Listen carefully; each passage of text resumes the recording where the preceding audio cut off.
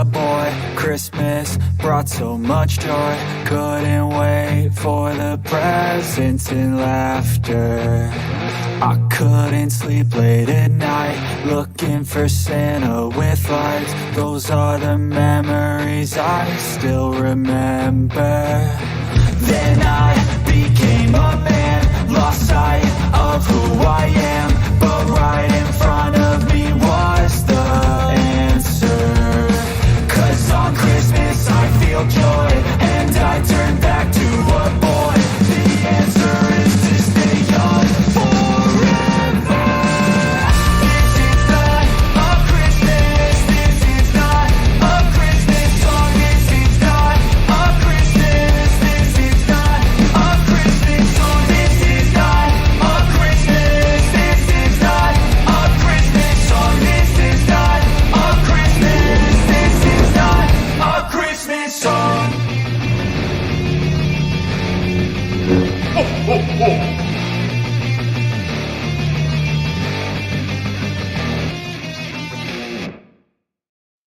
Hello, Star Wars fans. You know, there's 255 days until Christmas 2023.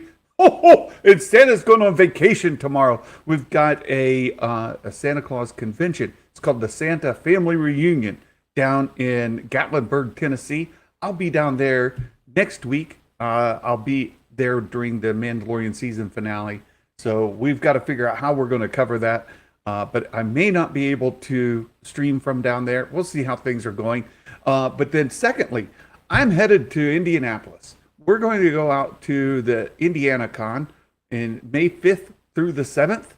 And so we hope to see you all there. And anybody who's in the Indianapolis area or planning to make the trip, let me know. And we'll schedule a meetup while we're there. I already know a couple of our folks are going to be there. My friend Dawn Basham's going to be there, as well as Yadita. She's going to be there as well. And if you're going to be in the area, please let us know. That would be great. And I've ordered some little special giveaways for folks that meet me in person, and hopefully I'll have those in time to give them to you in person, and that you'll only be able to get some Santa merch. You'll only be able to get if you meet me in person. It'll make it a nice little special thing. So there you go. All right. So, hey, I've got my friend Star Wars Meg with me today, and you brought a guest today, Meg. I am, yeah. I'm babysitting Rogu because Roger had some errands to run. And I think only fans of American Dad will understand the reference. That's great. That is great. Yeah, you came on before the show started, and I was like, oh, you brought a friend. But babysitting, you know, you got a side hustle. Babysitting. Exactly. Did I tell you my theory about Grogu? You did, Rogu and Grogu? Yeah, because Rogu came out before Grogu, and Dave Filoni knows the people in production at American Dad. He's worked with some of them, and I wouldn't be surprised if that's how he got the name. I wouldn't be surprised either. I really wouldn't. I don't watch American Dad. Those kind of shows don't kind of. They're not my jam. All right, I'm not into those. So, I kind of take a pass. Mumbo Jimbo, any plans on coming to DC or Meg? Yeah, you're going to make a trip over to Washington D.C.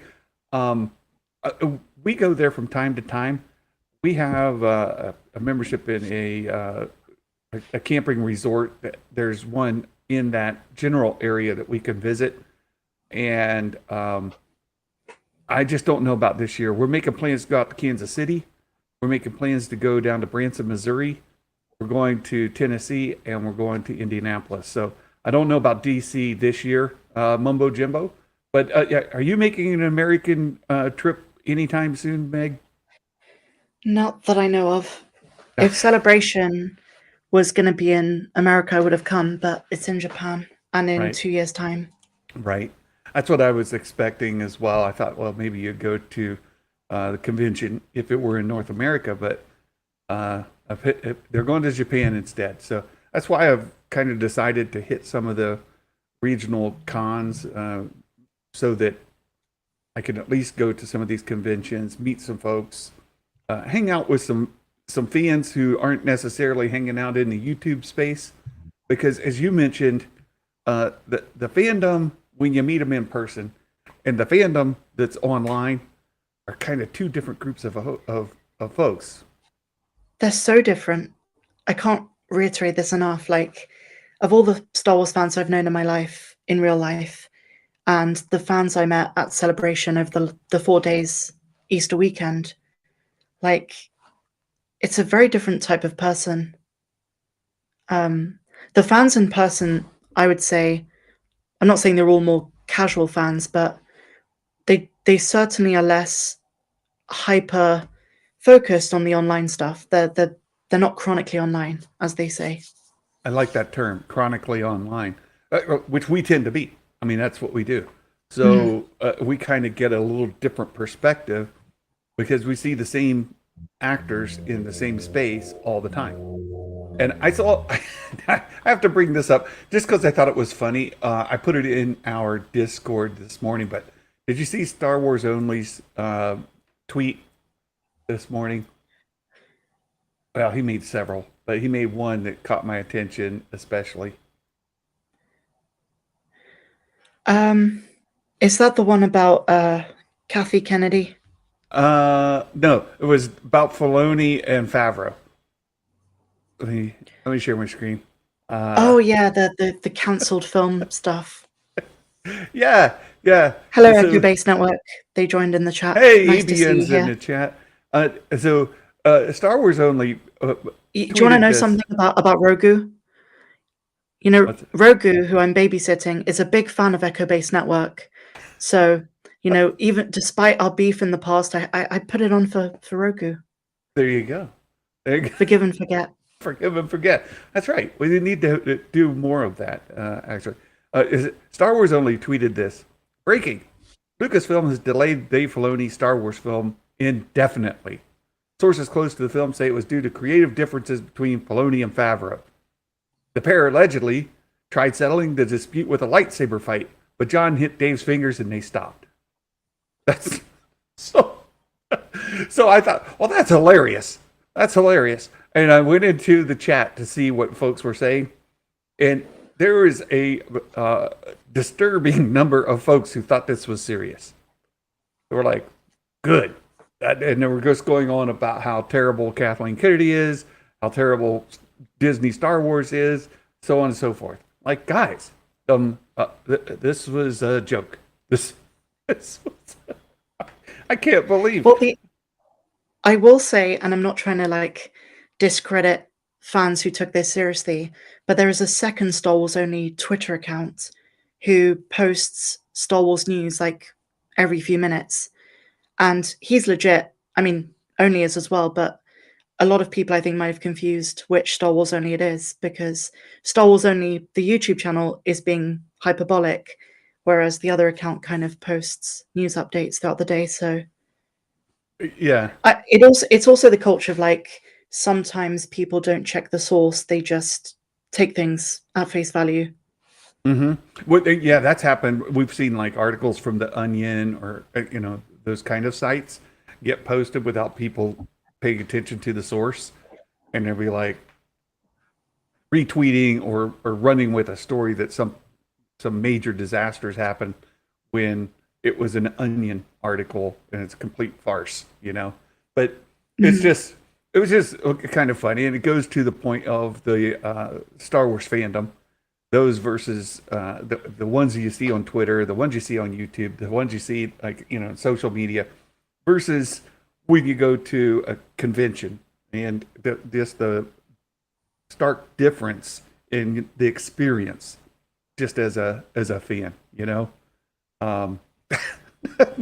Nerd Mafia, please transfer to Meg's GoFundMe account to remove that tumor. That's brilliant. It's not a tumor. It's not a tumor. It's a homunculus. It's fantastic. That's fantastic. Thanks for the super chat, Nerd Mafia. We do have some Star Wars news. Oh, and for anybody who's wondering, where's Jason Ward? We don't know. I text Jason Ward just as the intro was coming on, and we've been chatting like in our DMs all morning, but I haven't seen Jason in some time. I think Rissman locked Jason out the studio. Oh, is that it? It was Rissman. Well, Risman does enjoy, messing with people. Every time I have a live stream, we're trying to score predictions. He's in there trying to take points away from people, and he's not even playing. He's just like, "Hey, yeah, you don't deserve that point. I take it away." Yeah. Oh, there he is. There's Jason. I think Coach already fired Rissman this morning. Well, you got to stay diligent. You have to stay diligent with Risman because he's always there. That's the thing that I've noticed is like on your Discord, he's posting things all the time. He shows up over on EBN. He shows up in our live streams. He shows up in Jason's live streams. He shows up in Meg's chats. Like it's everywhere. Yeah. So you got to watch out for that guy. Yeah. How you doing this morning, Jason? Where you been? Just had a sick kid last night. Oh boy, was like an allergy attack of some kind, like her eyes all puffy and everything. And I was just like, so I dealt with that all night, and I kind of slept in on accident. So gotcha. Morning. I gotcha. Hey, Dominic. He says I'm out. Enjoy the stream. All right. Well, have a great weekend, Dominic. It's great that you stopped in. We have several stories to cover today, and we can. There's a couple I want to ask you guys about before we kind of get too far in. Is around this. Well, I'll wait. It's around Mandalorian. We'll talk about it when we get there. The first site I had up was Mandalorian, the movies. And this was Bespin Bulletin. He's got several articles, and one he posted just today. But they're talking about the movies releasing in 25 and 26, being Rey's new Jedi Order movie in 25, and Dave Filoni's Mandalorian crossover coming in 26. And this ties directly into this Ahsoka season 2. Is it going to get a release date, and when might it happen? Might it not happen at all? And some of it involves the timing. If we're going to get the Filoni movie in 26, we get Mandalorian Chapter 4 squeezed in between. I don't know. Would Mandalorian Season 4 make it in 2024, or would you expect it in 2025? It's going to film this year in 2023, so it would be out for 2024. Oh, that's right. You know what? I just forgot about that. They're going to be doing some of the costuming stuff in like October. Is that right? September, October? No. And then the casting starts in like... No, that's all happening now. Oh, okay. Yeah. I have a question for you guys. Maybe Jason will know this. Are they trying to reach a certain point in the story before the movie comes out? Like, is it like there needs to be X amount of seasons to get to this point, and then the movie kind of brings it all together? It has to be. That's how I feel about it. Like, there's all of this is really weird right now, and a hard read.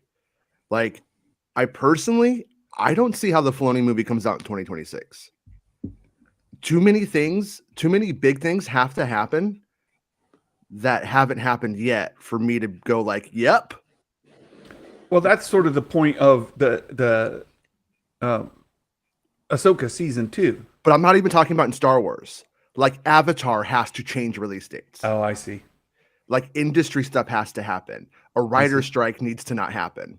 That's going to happen. There's a lot of things that I just don't really see how this actually happens. Like, I'm hyper cynical that what was it, the Hollywood Reporter? Yeah. Or was it? Yeah. I'm cynical about that one. I'm not sure it's going to happen. I really don't. I think that the 2025 and 2027 thing is more likely to me at this point. I do think that the stories have to give their input into the event, right? It's just like the Avengers. You have to have like your Captain America movie, you got to have your Thor movie, you know what I mean, so on to lead up into the Avengers movie. Sure. And that's what that's going to be. But I don't think we need an Ahsoka season 2 to do that. if I just did a report about how Ahsoka season 1 ends, and the way it ends is like, do the movie right now, like, so I can see it. I can see it there. You know what I mean? Thrawn's back. Good guys lost. What's gonna happen? And then you have a Jason, movie. Yeah. can I ask you a question about Ahsoka, because you're very well aware of some of the leaks? Mhm. Did you see the Inquisitor in the trailer? Because apparently that matches up with the Funko Pop for Barra Sophie for the show. Wait, there's a Funko Pop of Barra Sophie? Yes. For Ahsoka? Yeah, for Ahsoka. Like legit, not Yeah. fan math. Huh. Yeah, see that I don't know. Me and Santa, when I found out about the Inquisitor the first time, I went to Santa. I was like, "Hey, does this make sense? Because I know the Inquisitor stuff, but I'm not reading all the books all the time and stuff." And I was like, "Does this make any sense?" And he's like, "Nah, you're wrong." He was like, I know. He was joking. He was joking, but he was like, "This doesn't make sense." And I'm like, "Yeah, I don't know what's going on."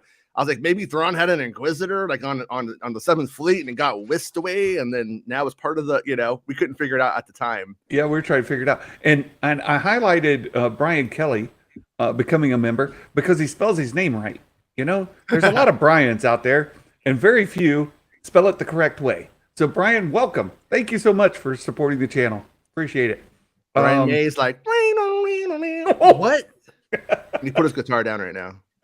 That's great. Jason plays guitar like with a 6-pence coin. Mm-hmm. Like Brian May does. I tried. I love Brian May so much. I really did try. But no. Not for me.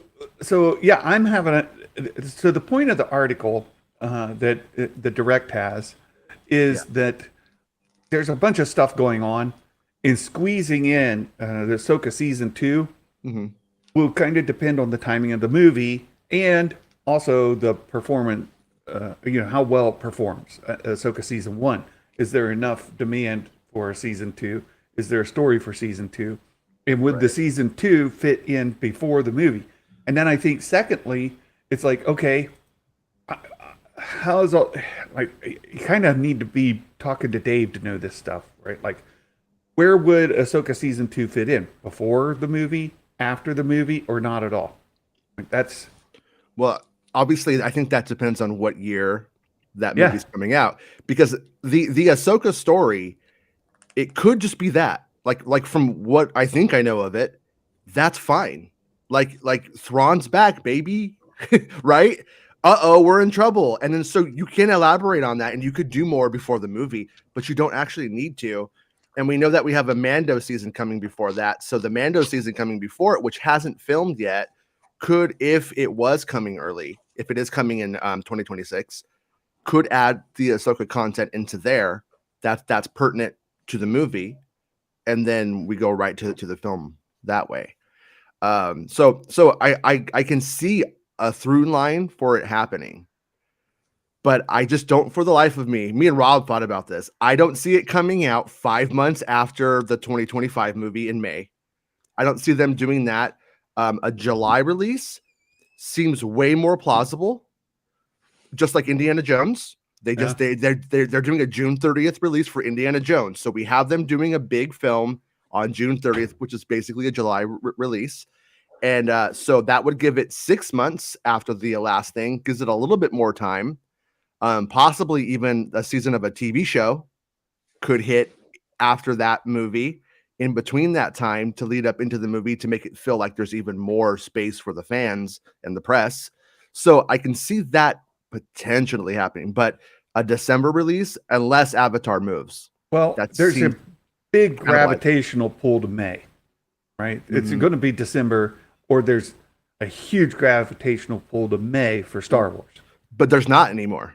I'm just saying, no, there still is. I disagree. It's literally industry side. It's impossible. That's what I'm laying out. No, I hear you. It would be the Solo mistake again, made by the same people who claim that they made a mistake and they won't do that again.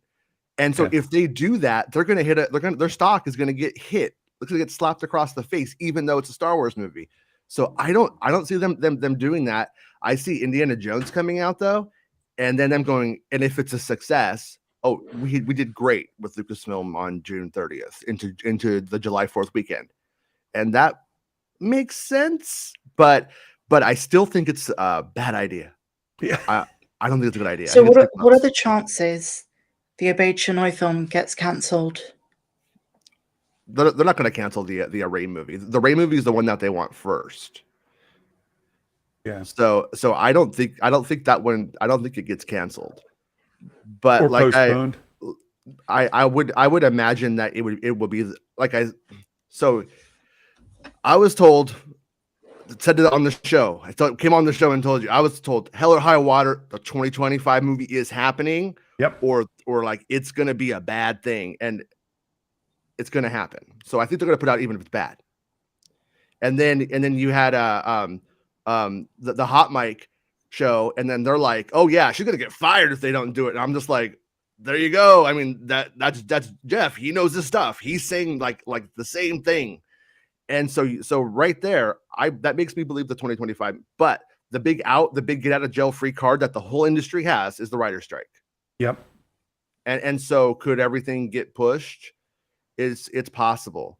It seems even likely because right now, everybody, I haven't heard of anybody voting no on the strike right now. The votes, everybody's talking about what their votes are. Nobody said I'm voting no, and here's my reason. Because the only people who have a reason to vote no are the people at the Jon Favreau writing level, and there's a little small amount of them, and there's a whole bunch of journeyman writers that are like, we can't live. So so that strike is going to happen. 2 months after that, the Directors Guild goes on strike, and probably in solidarity with the writers. So it's going to be a dicey year. Well, the question is, how long will the studios hold out, or will they just, like Dawn mentioned in the chat? Dawn said, just give them the money. Just, that they go on strike, write the new contract, give them the money, and let's get going. What are the chances that the studios would do, quick? No, they're not going to, because the strike is going to reorganize Hollywood. Either way it goes, Hollywood's getting reorganized, and nobody likes change. Everybody, like the studios, are very happy knowing what their profits are, how much they have to pay, all that kind of stuff. And like I said before, anything that they give the writers, they will have to give the directors, and then in the end, to some degree, SAG, the Screen Actors Guild, will get the same kind of stuff, because this is largely about residuals. They used to work on a season, like one season a year. So if you're writing on some dopey home improvement show, you write your 22 episodes with your writing team, and then you're off the rest of the year, and you've been paid, and then you go back and you start the next season. Now it's just an endless churn, and they're making 25% less money on top of it. So, and they're like Zaslav from HBO, whatever Max, whatever the jerk's calling things now. He robbed a bunch of people, like $1 billion out of the industry for writers from shelving things and playing games that he played. So no one's happy, and it's not going to be business as usual. And a lot of people keep acting like it's going to be. I don't know why. I'm hoping it does. I'm hoping that they all just see reason, and that they find like a great compromise, and it doesn't happen, or it's only like 2 month strike. But every single person that I know says it's not going to be that. It's going to be bad. Yikes. And so for the 2025 film, though, what we have a draft written by a quality writer, and then we got Stephen Knight, who comes in and I believe is writing his draft and Kennedy said 6 weeks. It'll be in 6 weeks. Right. I think that's when Kennedy and they are all going to discuss it, having read it. I think he will be in under the gun. That's what I mean. Like, okay, so that makes it in under the wire, the first draft, right? Mm-hmm. And we know first draft to no. We know it's a second draft at least. Oh, that's right, because we already the first draft they already got, and now we've changed over writers. Right. So we'll be to the second draft. But what we'll have between this draft and what actually makes it to screen are likely to be vastly different. Mm-hmm. Vastly different. Which means they have time to review it during the first few days, weeks of the strike, but then the whole thing gets put on hold until the strike's resolved. And I can't remember. And the question in the chat was, when was the last strike? Was it like 10 years ago? I think it was longer than that. It was there was a big one years ago. There was one I think around 2007. Yeah, that's what I'm thinking. I think of, it was like 2006 into 2007 or something like that. And yeah, and like that one was interesting because writers on The Office were also performers. And the writers on The Office stopped writing, but then started doing improv. And people were like, well, are you writing? Because you're a writer on the show and you're just performing what you've written in your mind. right. And so there was some interesting, like, it was an interesting time. And it was a Heroes big one. Season 2. It lasted for a little while, right? Yeah. I can't remember. Is that why Transformers 2 didn't have a script as well? I think that might be why Transformers 2, they just made it up as they went with visual effects or something. The impact of the last one, there was a couple of things that I just remember. And one was that we got a lot more like reality, unscripted shows started coming out like crazy. Yep. And then some of those became popular, and that's why they exist today. Yeah. Secondly, we got a bunch of trash TV for a while. I mean, trash TV. Trash TV was terrible. Some of the episodes. That's of the probably what, like, shows- Flavor of Love took. I liked Flavor of Love. Oh my goodness! But that's probably why that stuff like took off. It was terrible. Yeah. It was terrible. So the content would just fell off a cliff, and then we had to wait once the strike resolved. The pipeline started filling again, and things got better. But we still have the unscripted shows, right? And I don't believe any of them are truly unscripted, but that's me. But I think this time their plan B is to use, like Netflix, is to use stuff in like Korea, right? South Korea, Philippines, to get writers That's from correct. Overseas to create some of these. No, overseas they're not going to get them to create anything. They're just going to buy stuff up from them. Yeah. They're Well, just going to like buy, interesting you K-dramas say and that stuff. because I see a lot of stuff on Excuse me. on Netflix that's purchased from the BBC. Yeah. I see a lot of that, and some of it's good. Sure. Yeah. I mean, Meg, if I were to ask you, what's your favorite BBC show that we can look forward to seeing during this strike? What would Just you make like BBC? Yeah. Jason, I know what you meant by that. You didn't mean the British bloody whatever it's called. Yes, I did. But Doctor Who, right? I love Doctor Who. I like the David See? Attenborough stuff. Yeah. What's like BBC's done some great things. Sometimes BBC is exactly what you want late at night. I take it all in, it's always great to consume. It was like Meg's tweet this morning that she had to come in and clarify. Cracked me up. I was like, I didn't Because think I tweeted. tweeted, do you think we're going to see Luke and Ahsoka? And people took that to mean Luke inside Ahsoka. It's like, who says that? To be fair, Mhm. I think I'm to blame for that because I make so many dirty jokes. I think I think that's fair. I think just own it. Yeah. But Jason, do you enjoy BBC over there in America? Is it nice? BBC America is pretty good. I But don't I haven't even had know- it in a while. Look, I'm clueless of what you guys are talking about. I'm sure it's filthy, but I have no idea what you're talking about. Sometimes I've had so much BBC I can't take anymore. It's just too painful. So Yeah. I have to take something else. I hear you guys have to pay extra to have BBC. I have over no there. idea what you guys are talking about, but stop. I don't. But on the British Broadcasting Channel, what show would you recommend us watch during this strike? Primeval with the dinosaurs. Remember that show? That's been on for a while, but I liked it. It was dumb, but I liked it. It was like dinosaurs agree with coming Sam. through a rift. I agree with Sam in the chat. Don't Google BBC Santa. Okay, I won't. Reminds me of when Ashley Eckstein at a convention encouraged Star Wars fans not to Google Ahsoka images. And so everybody just went and did it. And they're like, oh, yeah, okay, that's why. I don't know if I told you this, Jason, but like a year and a half ago, I was making a video about Ahsoka's journey like from the Clone Wars to Rebels to Mando. And I wanted to find pictures that no one really uses of Ahsoka, Right. like just something really interesting. So I Google Ahsoka, I go to like page 50, and there's some very interesting pictures there, which would get me demonetized, if not kicked off YouTube.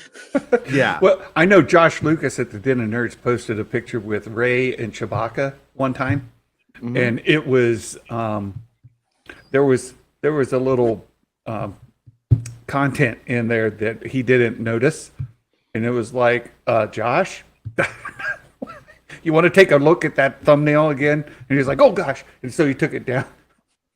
Okay. You got to be careful. You got to be careful. Some of those internet pictures. And you know what, Santa? I was looking for an interview with Daisy Ridley that she did with BBC One back in 2017. I couldn't find it, so I typed in Ray BBC, Ray Star Wars BBC. Yeah. I got a lot of interesting pictures. Okay, so what you're telling me is don't Google that either. Don't Google that. Okay, I won't. Especially don't go to page 16. You're a red-blooded American, and I'm not telling you what to do with your time, friend. I'm not looking. I won't do it. So I think we've explored this topic. The next one is James Mangold is supposedly going to write his movie, the Star Wars movie, before he does DC's Swamp Thing.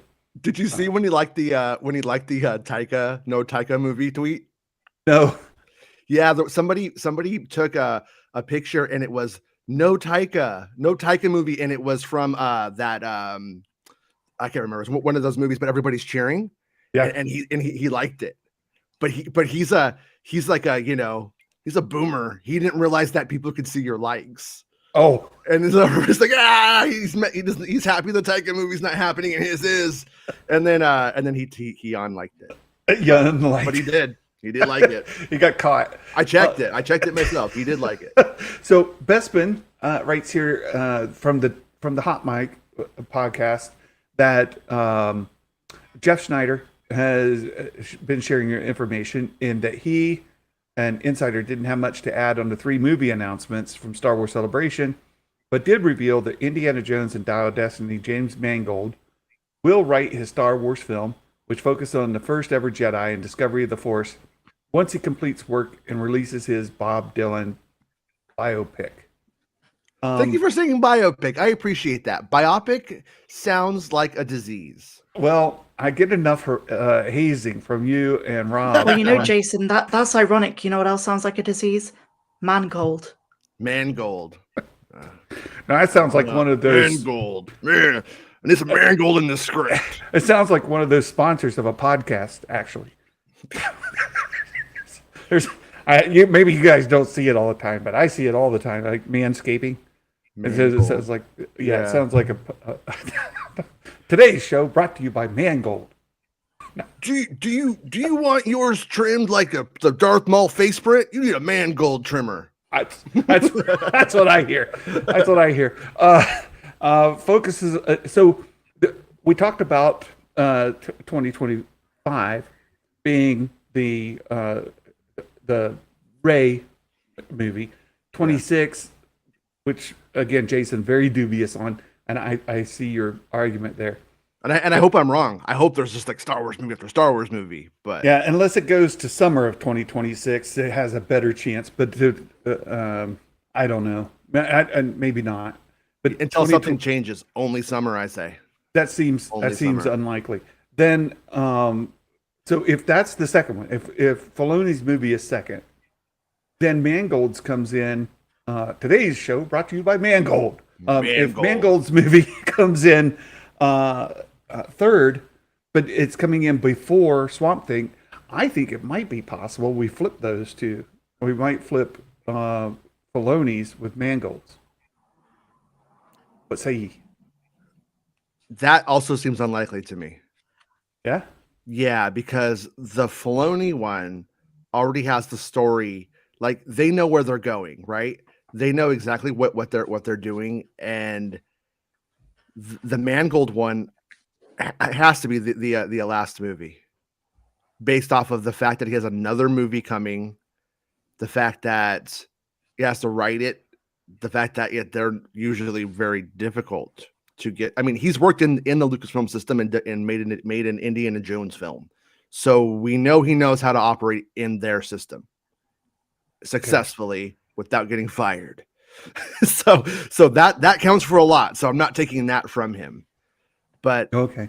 I still like at this point, I think people should expect 2025 to be Rey, Obey Chinoy, and then 2027 to be Dave Filoni's Mandalorian centric movie, and then 2029 to be the Mangold pick. Well, But because he's writing it, that's like the other thing too, though. Is he writing it? And I didn't get to see the hot mic last night. So is he writing and directing it like all like in a row, or is he gonna like go and do writing and then like do it is like what? I don't know what the order of his stuff is going to be, because like to go back really quickly to the first thing, like when they have two drafts of that script, for instance, they start to know what set pieces will be in the film. Oh wow. Yeah, I get where you're They going. know what sets, they know what costumes, and even if the story changes, they will have to change the story to adhere to those things. Like for the Rise of Skywalker, they knew that they were going to end up like on a planet that was taken over by the First Order, and it was going to look like this. And Sith troopers are going to be in it. We don't know why, but they're going to be in it because they're, stuff like that. So eventually, like, they are able to budget and start to create a film. And so I think that one, I still bet that one's the last one. But who was it? Somebody in the chat said, "Hey, Jason's good with leaking, but he's not good at guessing." It might have been Will Morgan. I saw that as well. Yeah, I saw that and earlier. he's not wrong. He's not wrong at all. No, that's 100% true. And you've freely admitted that's why you get such good leaks, is because people are like, Jason, no, you're dumb. Ask questions. Yeah, Ask questions. We've told you before. Here, let Jason. me spell it out for you. A, B, C. You're like, oh, okay. It must be very frustrating for Jason, because you always have this thing, like, just as an observer who just covers the news. Yeah. I've noticed, like, whenever Jason drops something, I'll kind of see what fans are saying about it, and more often than not, it's stuff like, "Oh, that's not true," or whatever else. And then when it comes true, no one ever remembers that it was leaked. Yeah. Or they just I talked about a character in Ahsoka that I haven't written a lot about called like Enoch, and then like some casting for Ahsoka came out, and then like the Star Wars Reddit people are all like, "Oh, he's Enoch," and he's like, "Who said that?" Making Star Wars said it, but I never said that. Just like I never said Christopher Lloyd was the old crusty white guy. I never said it. I was just like, yeah, it could be. It's possible. Let's speculate on it. But I never like reported it or said it. Right. And then so either it just gets dropped off, or they call. Yeah, it's very rare. Every now and then though, somebody will be like, "Hey, I went hard on you. I said you were completely wrong, but you were right." Like that's happened like probably 4 times in 10 years. So do you know the biggest one was, though? The biggest one that nobody believed was the Praetorian Guards. Well, and then Mecha Grogu too. That was the one I felt got the other most pushback was Mecha Grogu. They're like, "That's stupid." Then everybody saw it. They're like, "That's genius." But Mumbo, that thing on your screen is disturbingly weird. Mumbo Jimbo's not watched American Dad. That's Rogu. It's Rogu. Yeah, she's babysitting. Come on, what do you want her to do? Just like abandon the baby? Yeah. Meg's theory is that Grogu was named after Rogu, right, even if it was subconscious, right? Right. So I want to get back to the Mangold thing, though. If Mangold does Star Wars before he does Swamp Thing, and Mangold Star Wars doesn't hit till 2029, how long does it just like gather dust on the shelf while they wait to actually shoot it? It could film in late 2027. Or if they this is 2023, right? So how long did they have to wait for Swamp Thing then? Is Swamp Thing not coming out till like 2035? Or like, this seems crazy to me. It seems like, well, HBO, Warner Brothers over the last like year, look at their bombs. I mean, The Rock went into Black Adam, messed up everything with Shazam, and then that Black Adam bombs, and then you followed up with Shazam. That was a hard bomb. That thing is just that thing. They just lost money after money. I don't see them going out after all of these bombs. They don't even have they don't have the money to like promote movies. So like, you think that Swamp Thing's just not going to happen? No, it will. But I just think that it's going to be like one thing at a time, one big movie probably. I don't follow the DC stuff, so I'm not claiming to be an expert on it, and I don't exactly 100% know. But just knowing where they're at, I don't see them doing a Marvel where there's like a Marvel movie, like 2-3 times a year. Sometimes we thought we're like a bunch of like hitting one after the other. I think there's going to be a little bit more like conservative and a little bit more stagnated and a little bit like more focused as they come out in the near future, because James Gunn hasn't got to really like take over yet and starting like what he's doing. And I don't see Swamp Thing being one of the first ones that you throw out the window or on screen. Swamp Thing, be Superman. That's an uphill battle. I like Swamp Thing.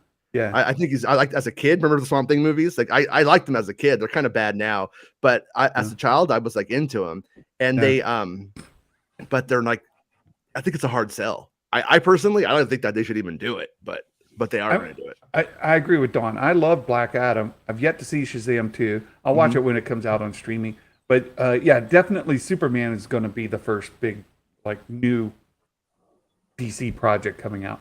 You have to lead with Superman. Yeah. And then we'll see where Swamp Thing shakes out after that. I'm just like thinking in my head, if he's postponing Swamp Thing till this comes out, and this doesn't come out till 2027, 29, 2029, that's 6 years from now.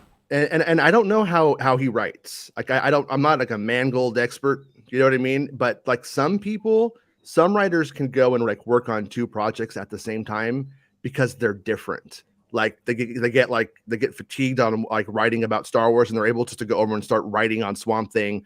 They get fatigued on that, they go back. Some writers work that way. He might be that way too. So there's a chance he's sticking a year and he's writing both of these things, and then he has time to like refine them over 2 years. Just 6 years seems like a long time.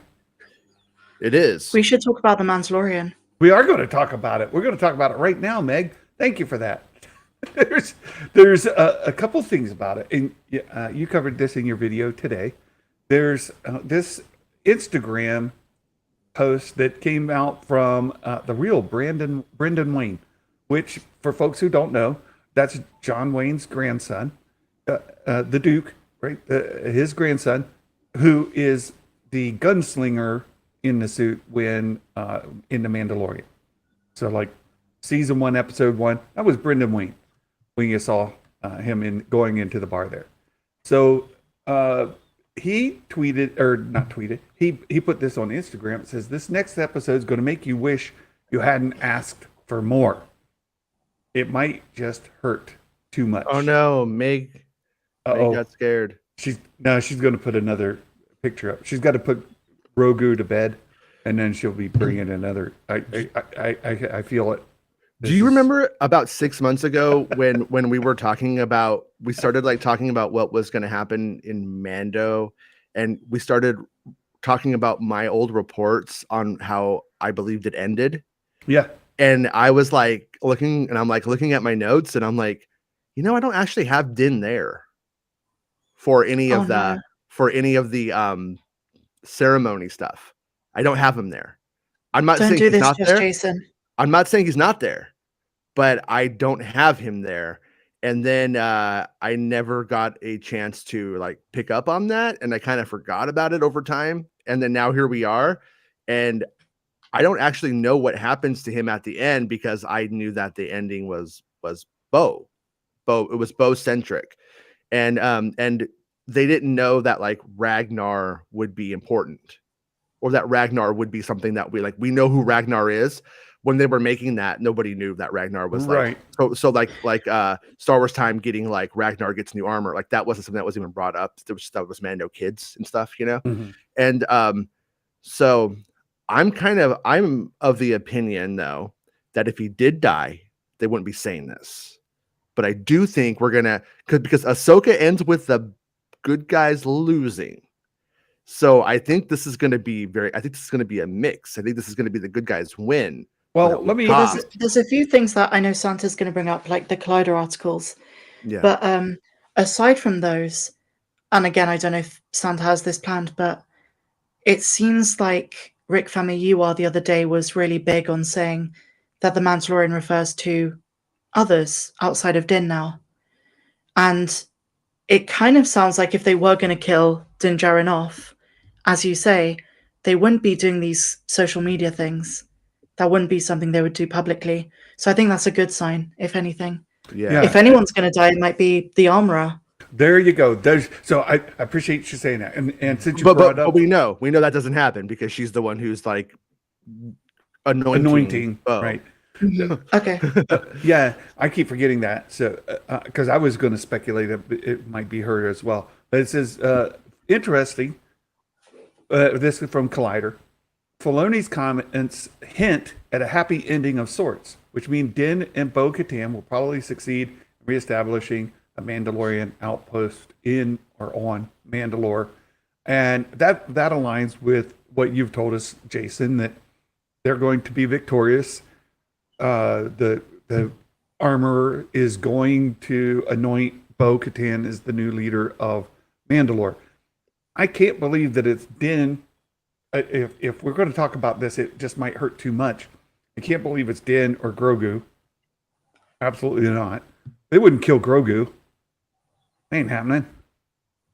No, they're not killing Din. They're not killing. That's not happening either. They're not killing Grogu. Yeah, but you brought up Paz's son, and the grief he is going to have over having to. Wait, here's what I expect is that once the battle's done, and his son, what's his name again? You just said it. Ragnar is going to have to attend his dad's funeral. That's going to be, a painful moment. That's where I would go with it. Is the most likely of the. It might hurt too much. That's a very, very good way of speculating. Very sensible speculation. I try. Do you think there's a chance because Brendan also does Boba Fett when it's not Thames Face? Do you think there's a very slim chance, Boba might get involved and die? Ooh, Boba Fett die? That's a hot take. I hope not. Yeah, I don't. I love Boba. I don't think they would kill Boba in what amounts to a cameo. If they were to kill him, I think it would be like in his own show or in that movie maybe that's coming up or something that was very epic. That's why I kind of don't see them. I don't see them killing anybody when they're going to do a movie, right? Potentially in 2026, if that's right. You know what I mean? Well, it's season 4. We've got Mando season 4 already in the works, right? Yeah. So I just don't see any of the main characters. Bo, Din, Grogu, the armorer. And I was speculating this morning as I was preparing for the show. It's like, ooh, I'm going to drop the armorer and see how that lands. Well, you just reminded us. Meg. In the chat, misbehaving. Very funny. But I don't see any of those major characters dying. And what would be the it might hurt too much moment then? What is the thing that would have any weight, emotional weight to it? At the same time, fulfilling what and let's read Filoni's actual quote. It says, when asked about what he expects fans' reactions to be after they watch episode 8, Filoni was blunt to say, I hope they really enjoyed it. Right? And then he laughs and says, I think they'll have a lot to think about. And then he also explained, the fans, will have a lot to take in. And I think any good ending, there's a moment you're in it when you're cheering and you feel satisfied. So that's sort of the feeling. And then he says, but then there's a little bit after. So after you've finished watching it. You processed it. Yeah. You processed it and you say, oh, wait, there's more to think about. And maybe you start to put it together in a different way. You realize it's an ending, but there are other things happening out there in the galaxy that now you know more about. And that's we're seeing Thrawn. Yeah, that's Thrawn. that's the absolutely. Thrawn stuff. Yep. I think So- that so if we're going to kind of speculate responsibly, we would think that there might be a post-credit scene of Thrawn. What if the post-credit scene isn't Thrawn, but what if it's actually the end, the actual post ending of the Ahsoka series, and it's like Sabine and Ahsoka coming back saying we failed and it's coming. Because that could be it too. That's complete, because like we know, at least we think we know that season 2 of the Mandalorian and Ahsoka 1 through 4 line up, and then that Ahsoka 5 through 8 line up with season 3. So they could actually be parallel, and we might get that one moment right after, and then we're like, what happened up there? And then we get the Ahsoka series that tells us all of that. Oh, Jason, That's a curveball. Yeah, that's a curveball that the post-credit scene of Mando season 3 actually happens after Ahsoka season 1. Yeah, that But could here's be. the thing, Jason. I've Mhm. got to be the Rob of this conversation and Oh, say no. they'd Yeah, that's fair. only do that if Lucasfilm had any sense to do that. I think they're going to go a bit more simple and just literally show Thrawn looking out into space with his new bodyguard, the gold guy. That kind of thing depends on, I think, what the first 4 of Ahsoka, like what's the dramatic conceit of the show? Are they going to show us Thrawn like what he's doing at that time as well, or is Thrawn like, we don't even know if he's really alive, but is it a mystery? Are we going to find him? We don't know, that kind of stuff. Like, because if they keep it, it would be really weird to put him in the post credits of Mando and then do 4 episodes of like, well, is he around? We're like, yeah, we know, man. Like, I hate to do this too, because it's like giving Rob all of the toys and say, okay, Rob, go on Jason's show and just cause havoc. So here it goes. Let him run around and get tired. So takes a nap. Takes a nap. It's like my daughter. The vast majority of folks have no idea who Thrawn is.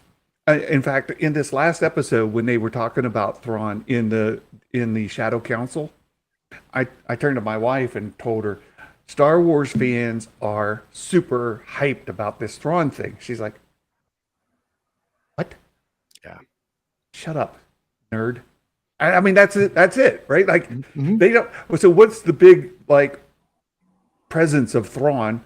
The vast majority of folks just say, that's a weird looking blue dude. Well, Santa, did you see that Dave Filoni interview where he brings up the fact that they had to make sure he doesn't look like Cad Bane? Because to casual fans who don't know who Thrawn is, they'll be like, is that just Cad Bane? Right. Exactly. Like, he looks a little different. Got to change the blue, got to make sure he looks, He's got a nose. 2 legs, 2 arms. Well, so does Cad Bane. No, Cad Bane doesn't have a nose. That's why I'm confused right now. I'm Star Wars face blind. I can't tell the difference between a puppet man and a real man painted blue. That's confusing to my dumb brain. It's weird. I don't think I don't think the audience. I think the audiences can be really dumb, but I don't think. Well, they're that dumb. I don't think they're that dumb though. Well, I just think that being the big post-credit scene would get nerds like me, maybe you guys, super excited. But for the general public, they're like, some weird blue dude at the end. Santa, do you remember the? Sorry. Go ahead, mate.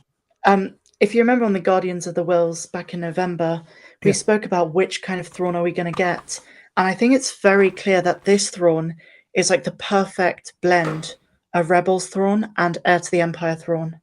Meg, you told us this when you were at Celebration and you put it in the Discord. And I said, Meg, you put it in your own Patreon, actually. It was in your daily updates in your Patreon subscribers. And I saw that in there that Dave has been working closely with Timothy Zahn to make sure he gets Thrawn right. That Zahn being the creator of Thrawn, not only from Heir to the Empire, but also the 6 new novels that have come out in the last few years, and he wants to work with him. That got me super hyped. Like, we're going to get the real Thrawn, not some, mustache twirling evil villain Thrawn. Right? We're going to get a fantastic Thrawn. And that's also, really like, well put. if you read the blurb to Heir to the Empire, it's very much what we're getting in the last episode of Mando, the most recent episode, and what the Ahsoka trailer at Celebration seemed to show. It says, if you don't mind me just reading one sentence here. 5 years after the destruction of the second Death Star, the Rebel Alliance has driven the remnants of the old Imperial Starfleet to a distant corner of the galaxy. The last of the Emperor's warlords have taken command of the shattered Imperial fleet, readied it for war, and pointed it at the fragile heart of the New Republic. So I would go as far as saying that that's what Filoni wants to do with the Mandoverse characters. I agree. We need Felonious D actually in the live stream. If he's going to keep chatting in the all I can do is hear Rob's Felonious D in these quotes. That's great. I also agree with the guys in the chat in that I don't know if they're going to do Snoke at all. Well, that's what I was saying to you, is that it, like, the other day when we were talking, is like, I think like Snoke will be a thing. Obviously, he's a thing. But I think if you bring Snoke in next to Thrawn, you diminish Thrawn. So I think you let Thrawn do his stuff, and then you after you get deep into that, then that's when you start putting in the bigger fish. So I think it will like amount to it, but I don't think you go Thrawn parallel to Snoke. I think that's like it diminishes him. KG says, I think Ahsoka could kind of be replacing Mara Jade in a way, especially if you go off of Meg's first tweet this morning. Anyway. Luke being inside of Ahsoka, being in Ahsoka, sorry. Well, I actually disagree with Kay, respectfully. I would say that Ahsoka is Luke, the Luke of Heir to the Empire. Oh, yeah. She's that kind of character.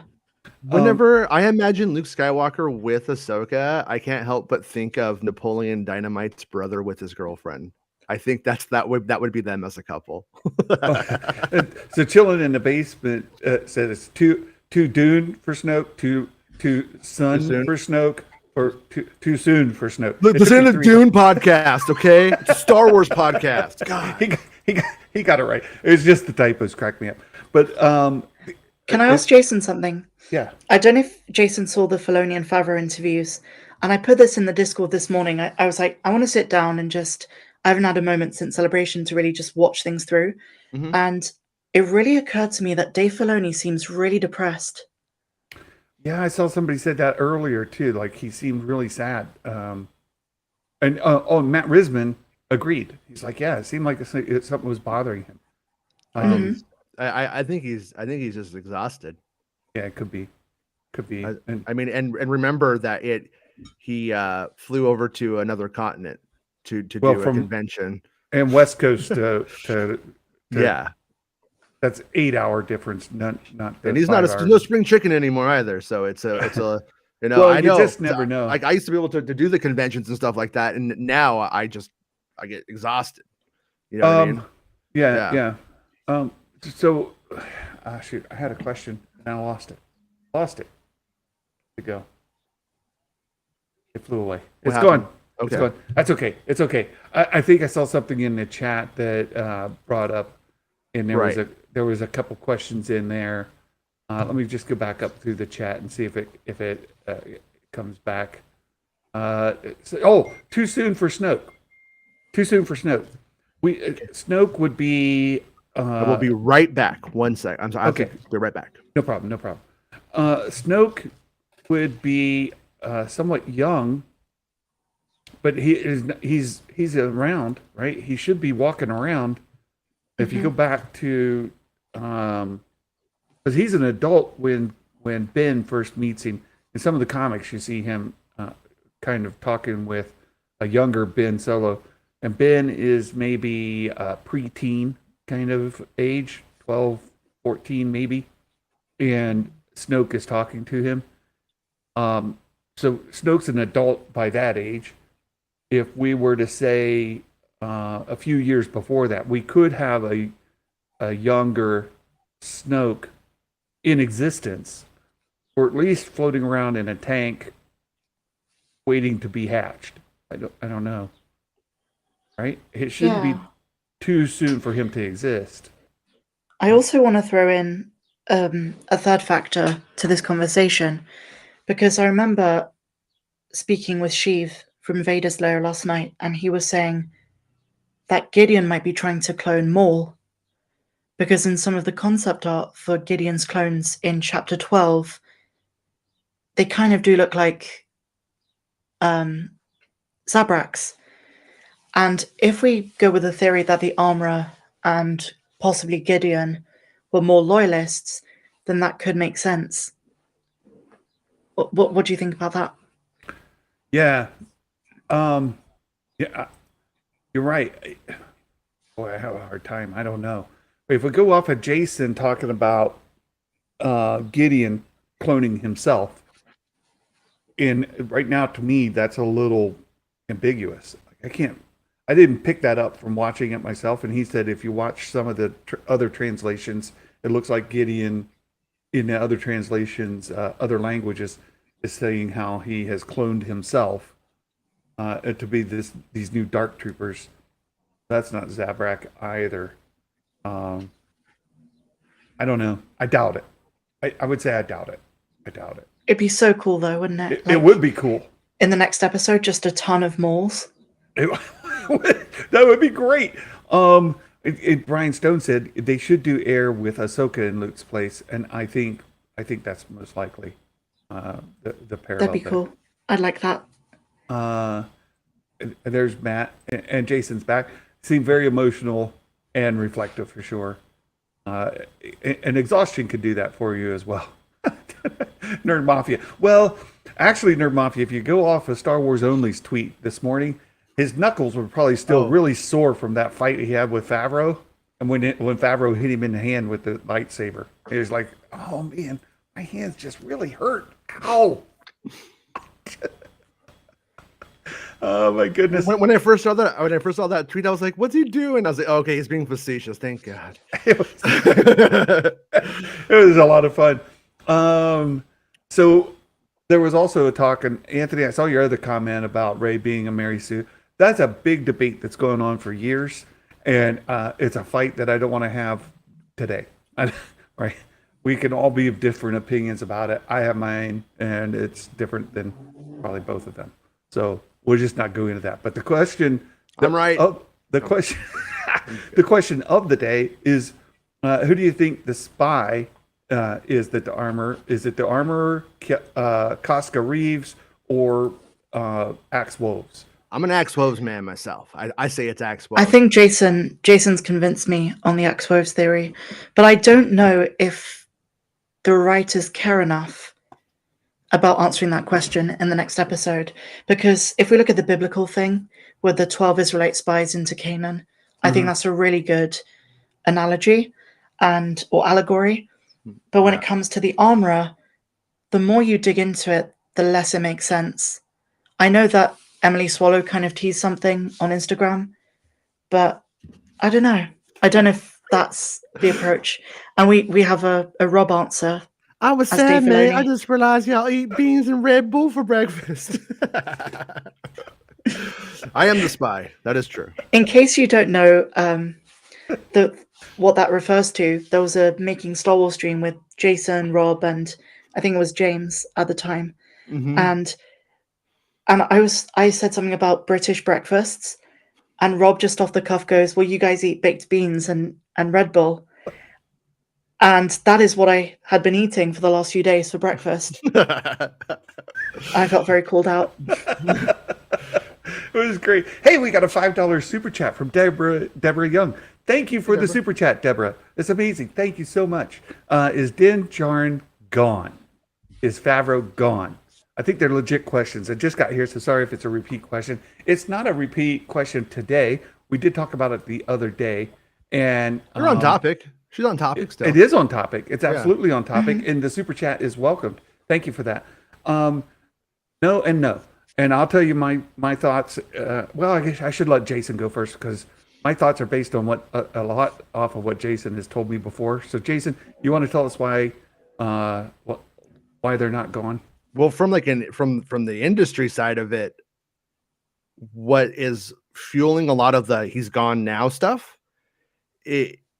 I think it happened during season 1.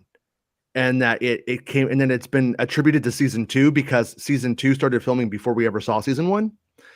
And so it's like, so I think that that story doesn't add up for me. Not saying that they're wrong. Maybe there's another story. I don't know. Can't know everything. So maybe there's another story. I don't know. But so I don't think that the industry side stuff is contributing to it being true. And then if he's gone in the just like from like a narrative standpoint, I think it, and with what we have coming in the future, I still don't think he's gone, but I wouldn't be surprised if the episode ends on a cliffhanger for him. Like, what if Mandalore is reunited, brought together? You know, they've taken the planet back, but at what cost? Well, we've lost Din. He's in a prison cell under Moff Gideon. And what if the next season is somehow about getting him back? What if it's about going after the Empire, that part of the remnant, to bring their boy back? Because I'm also of the opinion, if you're going to make a movie, a Star Wars movie, you're going to go want to cast someone like Pedro Pascal to be the lead in it. You're not going to go and kill him to go cast someone like Pedro Pascal to be the lead in it. So I think let me just clarify a couple things for you, Jason, because we're talking in context, and maybe not everybody has the context. Okay. So what you're specifically talking about is the thing with Pedro Pascal and him having some sort of beef with Lucasfilm, specifically with the Mandalorian and production set. It was more with Disney. Yeah, and then he wanted more FaceTime. He ended up signing this thing. Disney. I know, hold on. And then he got this deal for The Last of Us, and he was doing that. So basically, he's a voiceover actor, and it's all about drama over him not getting enough FaceTime in the show. So that's the context around it. Sorry, no. Yeah, and that the FaceTime thing happened way before Last of Us. That was way before. That's why we had the scene with IG-11 where he takes his helmet off, because that was Lucasfilm wanting him so bad that they were willing to go and write that scene and come up with that answer, give him FaceTime, and then that way they could justify the expense to Disney, who was saying he's just a voice actor. We don't, and the negotiations. And I had heard it was even like Bob Iger, but I'm always like, does Bob Iger really get down into the nitty gritty of that stuff? I don't know. So that's the first. So that whole thing happened before season 1, and that's what Jason has shared with us. That whole drama happened before season 1, and then season 1 we do get a face reveal there during the season. Season 2 he's without the helmet a number of times. Yes, and then season 3 so far none at all. And then in season 3, but by the time we get to the season 3 part, Pedro Pascal is a superstar. Yeah, and might we see just a little side thing before we go on to the Favreau side of it? Yeah, just a little piece. What do you think the chances are we see Pedro Pascal's face in the season finale, either because Moff Gideon's taking his helmet off as part of a torture or whatever? If he gets arrested, I think they take off all. I don't think you put him. I don't think you wouldn't leave like a Marine geared up with all of his stuff in the prison cell, so he's ready to escape you know what I mean, at any moment. You take everything off of him and you take him down to nothing. But both Bespin and I think have fairly good sources on these productions, and we never had him there. Okay. So we never had Pedro there. We never had Pedro. Well, if they do that scene, they did it like, you know, at 9:00 at night when nobody knew it was going to be a thing, and they brought back in crew and did it in secret, and like it was Luke Skywalker or something, and that's how that went. So I'm curious. Jason, you need to stop terrifying us between this and saying that you don't know if Mando's even in the final ceremony.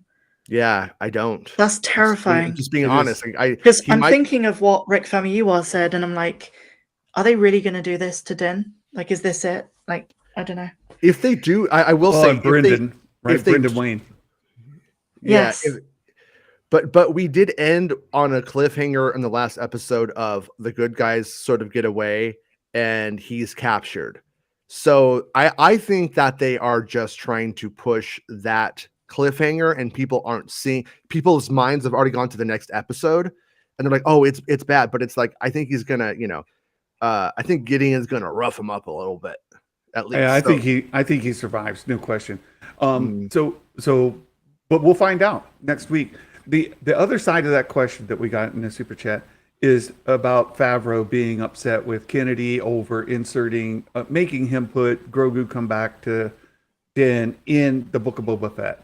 That broke his story and he had to change it because Kennedy inserted herself. So now he wants out. And he wrote his character Paz to die because he wants out and he is done. That's the other half of the narrative. And there's a couple things just to mention about that off the top. One is they replaced Paz's voice with the actual physical actor in the suit this whole season. So Favreau has not been the voice of Paz and the entire season. So to say that it's his character, well, I mean, to some degree, there's a connection. Plus, there's a Hasbro figure with Favreau as Paz. So there's that. But there's also a Hasbro figure of a stormtrooper with George Lucas. So take that with a grain of salt.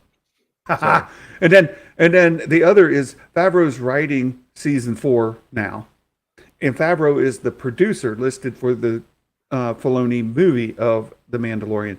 So take all of that in context. Fav isn't the character. Fav is doing season 4, and he's doing the movie. So. And then didn't that rumor say that like something super controversial was going to happen in like the last episode? Yeah. Well, they're going to kill Din and Fav, and so then it's just So all the people, though. I mean, imagine if they do it. We're saying this is probably all grifter stuff, and it's not going to happen. But then, what if Din does die? Mm-hmm. Well, we'll have a different discussion. And for the record, like I when Jeff Snyder puts out like industry stuff, I generally believe it. Like there's truth to it if it's not completely accurate. And it was accurate about the Filoni film. That was accurate. Like that, it was accurate about the other film, the Rey film. He's accurate about that. So like I'm not trying to like say like he's not, but he also said in that when he was dropping that info that it was an amalgamation of sources. So just because the source that was really good about the Filoni film and the source that was good about the other film, it doesn't mean that the person who told them that the Mando stuff was the same source. And I don't know him, so I can't ask him. You know what I mean? I don't know if that's what happened or if it is. So just the short of it, because I want to go on to we got 2 more super chats to get to.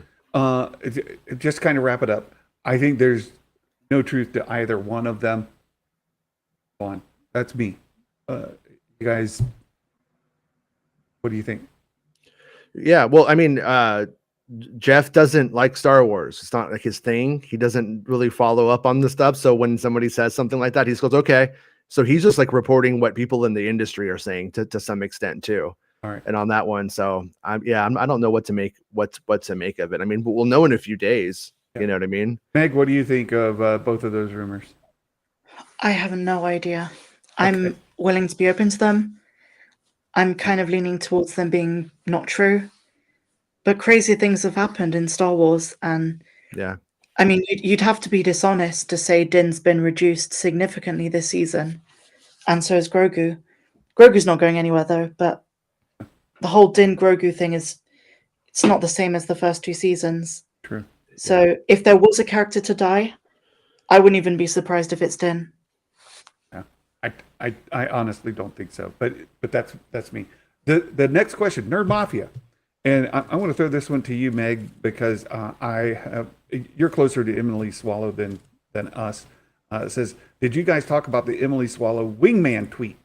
Also, happy to see Meg successfully remove her tumor. Well, she had to put Grogu to bed for a nap, but I did. nappies are important. But what about Emily Swallow's wingman tweet? She basically, on Instagram stories, posted, I'd be Giancarlo Esposito's wingman any day of the week. And I was going to cover it in my video today. But the more I thought about it, I think she's just IRL saying that she's good friends with him. It's just a coincidence. These rumors of the armor being a spy have come up at that time. So I didn't put much weight behind it in the end. I also will say this. When I spoke to Emily a couple of months ago, unless she's playing coy, which is quite likely, she said she doesn't know by the end of season 3 who her character is. They've not written any backstory for her, so don't expect answers next week, basically. Very good. Very good. And just from like an artist perspective with that tweet, how fun would it be for her that now she's a spy and then she's getting to act with the Chicken Man from Breaking Bad? Like, that's rad. So as an artist, I think she would want that, because why wouldn't she? Yeah, I don't know think what I she mean? has any insight. So as Meg said, she doesn't have any backstory to her character. And if she is a double agent, it would be a surprise to Emily. But and she's not, that's another checkbox to her not being that, because they wouldn't let her say that. It'd be True. pissed if she said that. she's not spilling the that's beans. true. That's You very know? true. She would have had to delete it like immediately. Yeah. The Slim Shady. Slim Shady, thank you for the super chat, my friend. After rewatching episode 7, we're going to the movies, right? We're episode 7 of, no, we're talking episode 7, this last episode of The Mandalorian, chapter 23. Chapter 23. I think the spies are the wounded being brought back to the fleet. So all of those that were ill and the armor took back to get treated. She thinks they're the spies. And yeah, I really hope Din does not get dead or sidelined. Love you 3. Thank you so much for that, Slim Shady. We appreciate the support. So I think it bothers me that if you have the opinion about Din, you're often thrown in or labeled with fans who are negative about a lot of things to do with Star Wars. And that's bothered me as a fan, because I put out a tweet a couple of days ago kind of expressing how I loved chapter 23, but for me, the season's not been hitting the same way the first 2 did. And it just seems like you're just thrown into this box, or you're labeled just because the story just didn't flow. Like, there's no consistency in any of the episodes. And so to say maybe Din will be killed off, I would say is quite reasonable to expect if it happens. Mm-hmm. One of the things I think worth bringing up too, though, another checkbox for him not being killed off, is I've heard Favreau in interviews say more than one time, which I think is actually a kind of a knock on his writing, whether he knows it or not. He said that he can't really write the characters without each other. Like, he doesn't know them in that way, that he kind of needs them interacting, or he has a hard time writing them. And that was one of the justifications for putting them back together so quick. But point being, with him saying that, if he was to kill Din, then he would be admitting that he has a problem writing Grogu. Real quick, did you see any? So, what did you think of the attitude and interaction between Dave and John? Did it seem They off were to you? very off. Absolutely. I saw Tony Gilroy and Cassian. We just arrived at the event at the venue, and we walked into the bit with the Hoth props and then the Andor props, and the ginger lady, what's her name? She basically says, "Welcome, executive producer Tony Gilroy," and then Cassian and Diego Luna. And they have this incredible chemistry, which you often see with John and Dave when they talk in interviews. They were just, as you say, they may have been exhausted. They were out of it. I mean, Dave cried on stage. He just generally seemed completely depressed.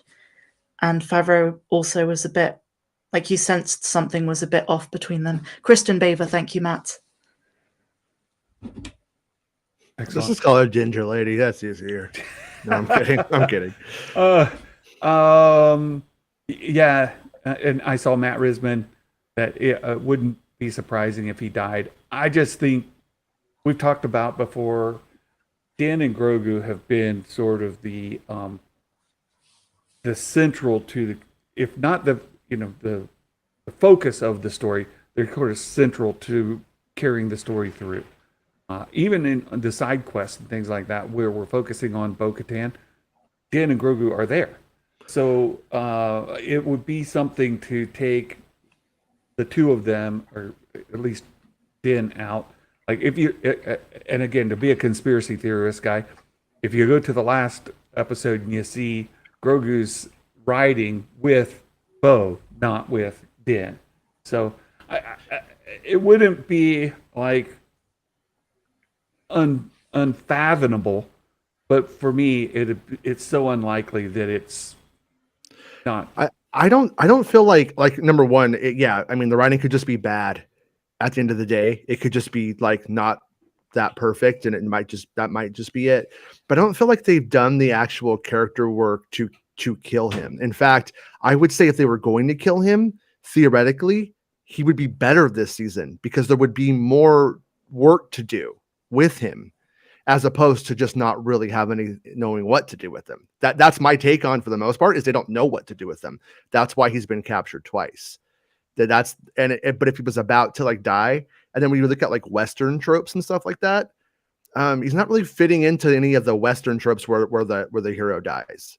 He's not old enough to be the old gunslinger who goes back for one ride and then dies, the Unforgiven kind of thing. He's not. So I just don't really. I can't see it coming if that's what they're doing. I don't think they've done the work to earn it. And I think Trev kind of puts his finger on it, right? It's where they're leading us with the narrative. So a lot of people are just reading the narrative, and I think Rob just gave us the answer to why Dave was so emotional. I got to catch up. I'm way behind. I'm like 60 messages behind. There's Deborah. Thanks for all the thoughts. Thank you for the additional super chat on that, Deborah. Fantastic. Much love. Yeah, this community is awesome, and just to touch base on a message I sent to you guys yesterday, I really can't believe the generosity of this community as a whole, and how well we can come together from all different places. Meg and Jason have come some of my very, very closest friends, and sometimes when I'm just reflective and I sit back and I think, cow, this is amazing. I can't even believe it. Like, my mind is blown just over, and my heart swells just knowing how much Meg and Jason give of their time to me. I'm like, this is unbelievable. So thank you so much. The privilege Deborah. is mine, Santa. Oh God. Like I told you yesterday, when you get the invoice from me and Meg for our time, you won't feel this way. Well, I've been waiting. I'm expecting it. No, right back at you, Santa. Right back at you, Brian. Shogun Orta. Anybody heard if they've taped multiple endings? Ooh, that'd be one way to kind of keep the ending from leaking out, is to record multiple, and then the actors don't even know, right? The set people don't know. Which one are they going with? The one where he dies, the one where he doesn't die, one where this other lady dies or not die? I don't know. I do know one thing. This episode, episode 7 and 8, were originally one episode. And I can't say that, actually. I'll tell you after season 3's over, but 7 and 8 were basically filmed consecutively. Like, after the past stuff, there is another scene. Yeah. That leads into what is going to be episode 8 of this season. Yeah, that's completely accurate. 7 and 8 were filmed as one, made as almost like a big movie when you get down to it. And then when they did reshoots as well, they went through 3 rounds of reshoots, and all 3 rounds of reshoots were for 7 and 8 as well. So it was very much like this is like one story. In a perfect world, we would have got 7 and 8 together. They just would have done it. But well, I'm a little concerned over the finale being reported at like 38 minutes. Yeah, it's so short. And they're doing a screening, by the way, in a couple of days in London. Disney sent out some invites, and they're screening it as 7 and 8 as one episode. Yeah. Wow. That's cool. I saw where Picard season 3 finale, they're going to be showing in IMAX theaters so you can get crowds together to watch it together. I thought, what a brilliant idea that would be for the Mando season finale. To open it up in some theaters, let fans come together and like be in a theater together to watch that finale. How awesome would that be? Lucasfilm needs to take some notes. That would be a great idea. They're killing it over here in the UK. Between the Andor premiere in Cineworld, the Willow premiere, Mando finale. Gatekeeper's Daimyo, first time popping in here. Appreciate you. Thank you so much. You guys, I appreciate you guys more than you know. And if you've been with my channel for a while, you know that my life has changed dramatically since started doing this channel. Max, look who's here, Max. Max. Jason, you may have a better idea on this. I know that there was a GoFundMe for Max's cat, the best uninvited guest to your show. Period. Right, Max Mohawk it inserts his opinion into your show, whether he's asked or not. And we don't know what he's saying because he's just a cat. Well, I love he Max. shares it. She's the best. Max is great, and Mohawk is my favorite. I love Mohawk, and Mohawk is sick. Mohawk had to have a fairly expensive surgery done, and Max opened up a GoFundMe to help with the for that surgery, and Mohawk's going to be okay now, but Max could use some help with the funding for that surgery. So I donated a bit to it. If you guys are of the mind to do so, I encourage you all to do so. I haven't even seen that. I need to go donate. But I wish the best for Max, her little furry friend, and her cat.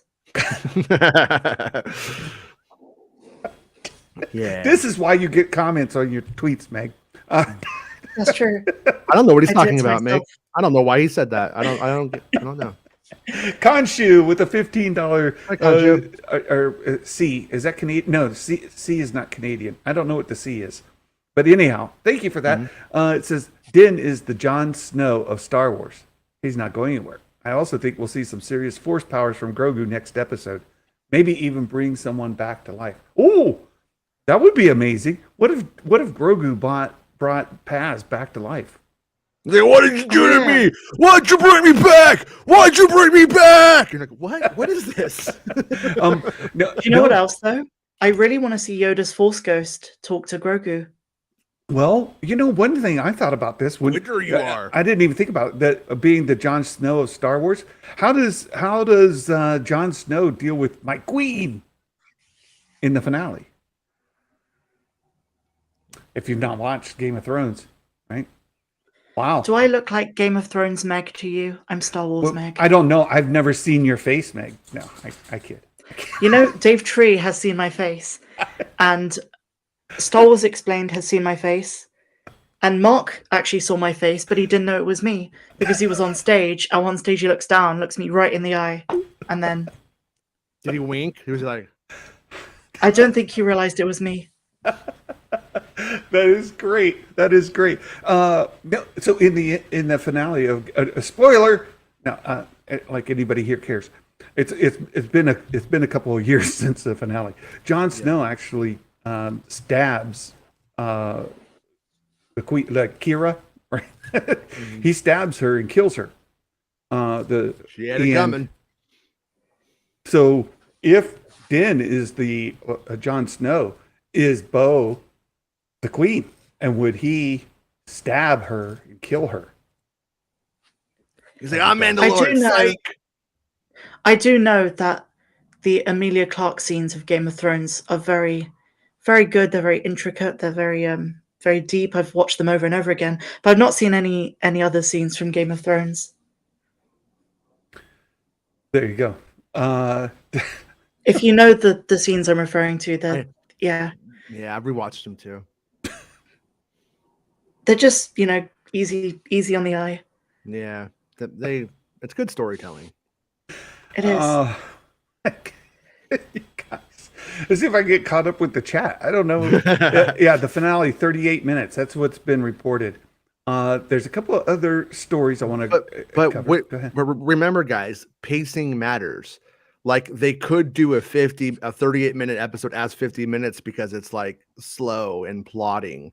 And like sometimes you could, in 40 minutes, there could be a ton of information in there. Like, I'm just not of the opinion that, oh, it's 50 minutes, it's good. It's like, it's nice for that week because you've waited for it, but it doesn't necessarily mean it's the best thing for the episode. If the story if it's 38-minute episode, 38-minute episode. That's what I say. A couple of fun articles on Variety. Posted this yesterday. Nielsen's top 10. The Mandalorian crosses 1 billion minute threshold, a 25% viewership jump. And we kind of saw this before. Some of the analytics before, and they're tough to read, but it looked like interaction on social media with the Mandalorian was increasing over time. So even though the viewership numbers were questionable and there's a lot of misunderstanding there, it's encouraging to see it crosses the 1 billion mark, and they put a few charts in here that are somewhat easy to understand. You see the top 10 streaming programs. Mandalorian comes in right behind 2 Netflix series. And again, Netflix is tough to compete against because they drop everything at once, and they've got like double the subscriber base. So to see the Mandalorian come in this high is, I think, encouraging. And then the next one down for Disney Plus is Bluey, which don't estimate the power of preschool programming. Don't do it. It's powerful. And when we get into the series coming, the new Jedi Adventures this summer, brace yourselves. Brace yourselves. Jason's not going to be happy, but it's going to be right there with Bluey. I'm just telling you. I got to see the toys. I got to see the Young Jedi Adventure toys at the Hasbro Pulse showcase. Yeah. At Celebration. They're very cute. Like there's a lot of them. There's like 8 variations of Nubs. There you go, Jason. Not only are you going to have to deal with watching it on repeat, but you're going to have to buy all the toys. It's going to be a must. I'll be good. I'll be okay. Yeah, your kids are a little older in preschool. Top 10 streaming original programs. It's right there as well, behind the same ones. So it's very exciting. It's weird that we have to even pay attention to these things, because if they were giving us, like, for instance, like if you can't compare it even to itself. Like the first episode of Mandalorian season 2 is like 50 minutes. The one for season 3 is like 30. I don't remember, but 38 minutes. And then you go, oh, look, it went down. No, but it went down in time because it's 20 minutes shorter. So it ends up like that. This whole like grift or angle, it's all arbitrary nonsense until they just start giving us exactly how many viewers things have. That's the only metric that's going to matter in this, and they don't give us that. Whoa, Trev, this is amazing. Trev, fantastic. Trev's a good friend. Known him for a long time. Big Thrawn nerd, and we had him on one of the shows here recently. And Trev and I, we've known each other for a couple years, and thank you so much for the super chat. Very generous. Holy moly. Thank you, Trev. You did just make it where me and Meg are going to jump him after the show, turn him upside down. So that invoice is coming. That invoice is coming. We've talked about it. So at least I'll be able to pay part of it. I just got robbed. Thank you, Every Trev. stream accounted for. The first time I streamed all over Santa was in July of 2021. And that was after you streamed on the Andor set. Just saying. That's true. If anyone in the chat remembers the context, hopefully not. Well, you have to have been here to understand that one. That was a good one. With the streaming content, and there all kinds of narratives could be made, because it's hard to get analytics that are reliable and meaningful. Yeah. Meaning that we don't know how that translates into people watching it 17 times or people watching just small clips, or what, we don't know how many unique viewers watched it. And if you follow what Zaslav and Iger have been saying for the last 3, 4 months, 5 months, I believe those guys got together, by the way, and like colluded about the things that the Mega streaming services can do. I think they're all kind of on the same page. If they all do these same things, then no one can get mad at us specifically, but they have the monopoly. But retention, that is the number one. It's not about growing subscribers. Therefore, you can't say we're not going to grow subscribers, but we're going to grow the show. That doesn't compute. So they're about retention. And is Mando helping to retain subscribers is the goal. And the truth is that it is. So there you have it. At the end of the day, it's not something to congratulate them and buy them a trophy over. And it's also not something to go, we got you. Star Wars is dying. Therefore, my culture war makes sense. No, you're wrong too. It just is what it is. It's just retention. It's that boring and that simple. Yeah. Trev, Guys, I gotta run. Okay. Bye. Thanks, Thank you so much for having me. Thanks, thank everyone. You. Thanks. Have a great weekend, my Much friend. love. We'll talk to you later. Bye-bye. Okay, bye-bye. So Trev brings up, if they all stick at 100 million subscribers at $10 a month, that's $1 billion a month. That ain't chump change, right? No. That's not chump change at all. It adds up. It adds up. Literally. The last story on here. Oops, I'm in the wrong window. Okay. The last story on here is about the Mandalorian being nominated for a Peabody Award. And as Meg brought up in her video today, I said Meg was a real Peabody on that set, if I may say. If you know what we're saying. No, sorry. It's a kind of a big deal for a sci-fi or fantasy series to get picked up for a Peabody, sci-fi, fantasy, whatever you want to categorize it. It's very unusual to get a Star Wars type show nominated for a Peabody, and that Andor did that is quite impressive. Right? It's quite impressive. And it deserves it. It does. Extremely well written. And it's one of those that we talked about during the series. The rewatchability of Andor season 1 is only going to climb as we go through season 2, and of course with Rogue One. The writing quality in Andor means you can go back and you can pick out Easter eggs. You can pick out parts of it that were well thought out, way ahead of the story. And when we get into season 2 and we get some more of the story told there, you'll be able to go back. And people have already gone into Rogue One and seen that thing on Cassian's chest. It looks like the tablet that he got with the Nemec's manifesto in it. Mm-hmm. That's from the Rogue One movie way back, to put that in Andor now. And now you know what that thing was that he had on his gear. It's a huge, huge thing. So the quality of writing and the attention to detail, really good. Oh yeah, really good. Yeah. It's near perfect. I mean, like, and almost every choice that he made was just so well thought out. And so much better than a lot of the fandom deserves as it was happening. And but it goes to show what you can do with Star Wars, how vast it is, but also how big the audience is. Because we just have guys that are just like, I just want to see people getting punched in the face. Like, that's all they want.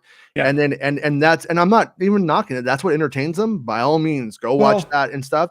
But Star Wars is bigger. The audience is so big that we can find any narrative. Because like we have a thing in the media where we go, oh, people are saying that, there shouldn't be this thing in Star Wars. Yeah, because you could find one jackass who will say one dumb thing on the internet about anything. So therefore, if you decide that's what we call thesis-driven research. It's where you have a thesis and then you go find something to back it up, as opposed to looking at what people are saying and then saying, here's what people are saying. Here's how fans feel. They find the exception and then they use that to make a sexy article. When I say sexy, that's in quotations. Well, let me just say too, that you're absolutely on point. But Salty Texas Ranger, as he kind of alluded to in the chat, look, a lot of people come to Star Wars to see lightsabers in space battles, right? And that's super chat. I lost my limb at the Star Wars Cantina bar. So I went for another Jedi's drink, and he just as cut it right 100% fair. That is 100% fair. Like lightsabers in space battles. Yes, that's Star Wars, 100%. And the people want more of that. We haven't had a lot of that, even in the Disney Plus shows, right? The Disney Plus live stream shows, we haven't had a lot of lightsabers and space battles. It's coming. Acolyte just gave us like 8 lightsabers in a shot or something. Acolyte is going to be huge, and it's going to give us a lot.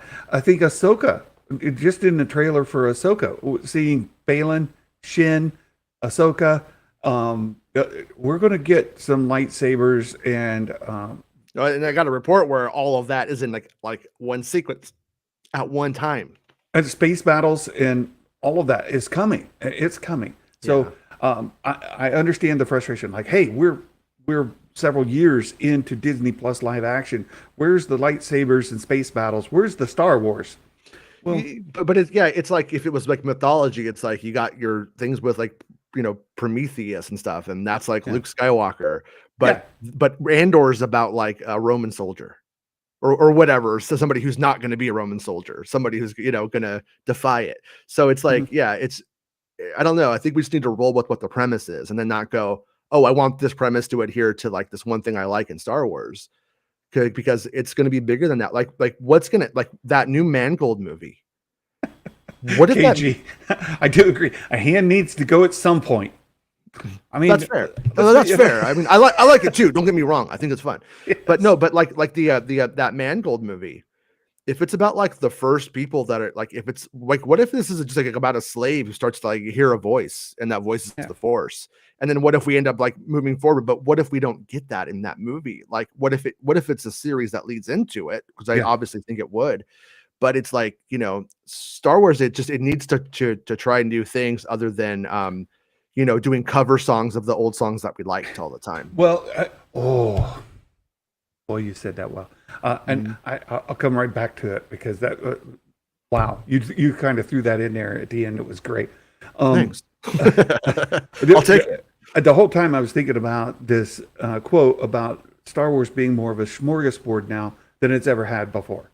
Right. Yeah. So before it was going to the steakhouse, and what's on the menu at the steakhouse.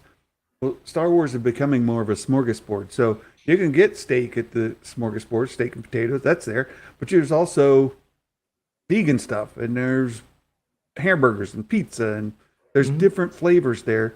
And Star Wars is kind of broadening in what it's delivering. Mandalorian is a great example of that. It leans into Star Wars, like the heart of Star Wars, with the Kurosaga, space western, all of that. It leans into the heart of it, but it doesn't have the lightsabers and space battles as much, right? So we're exploring a different kind of rocket packs and so cool armor and stuff. It's so cool, so cool. It's great. So there's room for the Mandalorian to exist in Star Wars without the lightsabers and space battles that you look for from the movies that we've had. Right. There's also room for lightsabers and space battles, and I am super excited to be getting those. And you know what? There's also room for an Andor in there, and I think that's great. And to see it, or like Golden Corral without the toilets out of the. Well, and that's like the thing about like Kathleen Kennedy coming up in that being like Steven Spielberg's producer especially during his like really important years. Is, I mean, these are people that within a decade, we're doing Indiana Jones and the Temple of Doom, which is the most Dave Filoni thing probably of that era. And then you end up with like Schindler's List, but they're on all of it. You know what I mean? Like that's, and not that, Star Wars gets that heavy, but it does show like, filmmakers can do more than like one tone, and filmmakers in Star Wars can do more than one tone. And so I hope it never becomes just one thing. I would hate it if Star Wars was only the Dave Filoni Favreau flavor. I would actually not like it if it was only the Tony Gilroy take. Like, because it would, especially because it's the potential for all of these things is just there. So I want to bring up the comment you said about the remix of the oldie, that you love from back in the day. Those are a lot of times they're fun, and it's great to see them climb back on the chart and sing along to them with a little bit different remix to them. I think we're alone now. Yeah, it's good time. Right, it's all great, but I want to tie it to something going on now and some part of the narrative. And guys, don't throw the Rotten Tomatoes at me. Let's have a discussion. Let's calm down. You don't have to agree with Santa, okay? Let's throw that out first. Picard season 3. I've been watching it, and it's good. I was a huge fan of Star Trek: The Next Generation. Fantastic. Back when I was in the U.S. Army, we actually would talk about it every week, and we would. There was a big like lore discussions around Star Trek every single week as the Next Generation was out there. It was a big deal. And I loved it. I've got a hand painted model of the Enterprise D that I cherish. I love it. Big deal. Picard season 3 is all the member berries in it, all of them, and up to this last episode, even where we get spoilers. Well, let's not. I won't spoil it too much. The last episode of Picard hit all the things for me. Hit all the things, but it is the remix of the song that you really loved back in the day. If I were going to shoot any holes at it at all, I won't, Matt. I won't. I won't, because it's too fresh. It just came out, so I'm not going to spoil it. I almost did, but then I'm like, no, let's stop. But it has all the things back from Next Generation, and it takes me back to a great place. They're doing great things with the characters, the story. It's all Next Generation, 100% Next Generation. Is it really breaking new ground that is telling a new story? I'm not strictly. Yes, it is, but also not strictly. But sometimes, though, doing that stuff allows you to satiate the audience and then move on to new stuff, and they're on board because they're like, you did that thing that we wanted. Yeah, but I don't see them introducing a lot of new characters that we care about. I see. In Picard season 3. Yeah. One of the new characters that they introduced, my wife and I, we were watching the show last night. We're like, yeah, we saw this coming with this character. And when we go, you look at who's pulling the story forward, what's driving the story forward. It's the Next Generation crew. It's all of them, and it's adding them in, and it's driving the story forward. Right.